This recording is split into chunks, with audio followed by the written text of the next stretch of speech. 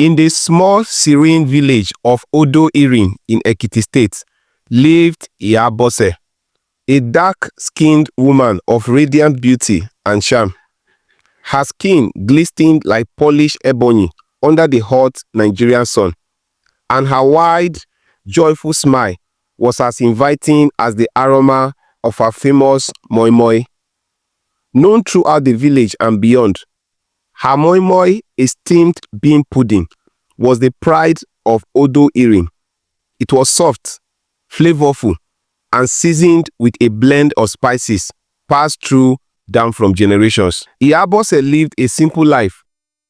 She woke up at the crack of dawn to fetch water from the community well, her wrapper tied firmly around her waist. Her days were filled with pounding yam, roasting plantains, and preparing meals for her family and the villagers who frequented her small food store. She sang Yoruba folk songs while cooking, her melodious voice echoing through the streets. During Christmas season, the village came alive with festivities, and her stall was always the most crowded. One fateful December, as she prepared for the Christmas rush, Iya Bose received an unexpected visitor. It was the village head, Chief Adigun, holding a letter embossed with the seal of the United States Embassy. The letter contained an extraordinary invitation. Iya Bose was to cook her renowned moi moi for the President of the United States, Donald Trump, at the White House.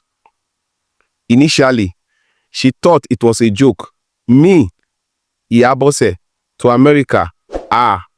This must be one of those stories from Nollywood, she exclaimed. But Chief Adigun assured her it was real.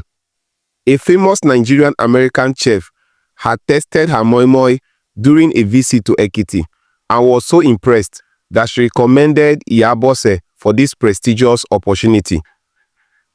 Preparations began immediately. The villagers gathered to celebrate her. Gifts of beans, palm oil, and spices were piled high to ensure she could replicate the exact taste of her delicacy abroad. Her children helped her pack her best Iro and Buba outfits, and the local tailor sewed a new ashoke head tie for her. On the day of her departure, the entire village escorted her to the local bus station, singing and dancing. Iya Bose was overwhelmed with emotion as she boarded the bus to Lagos, where she would catch her flight. At Murtala Muhammed International Airport, Iya Bose marveled at the sight of airplanes and travelers from different walks of life. She clutched her passport and boarding pass tightly, her heart pounding with excitement and fear. With the help of a kind airport official, she navigated the check-in process. This America journey no be small thing o, she muttered under her breath as she boarded the massive aircraft. The flight was long and overwhelming. Iya Bose was fascinated by the in-flight meal and marveled at the screens on the back of the seat. When the plane landed at Dulles International Airport, she felt a mix of relief and nervousness. Upon arrival, Iya Bose was greeted by the representatives who whisked her off to the White House. The kitchen staff had already prepared a workspace for her.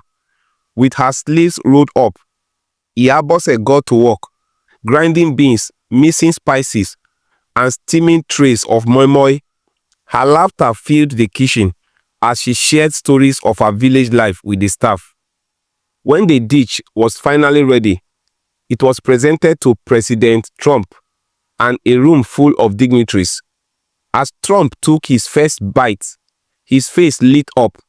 "This is incredible," he exclaimed.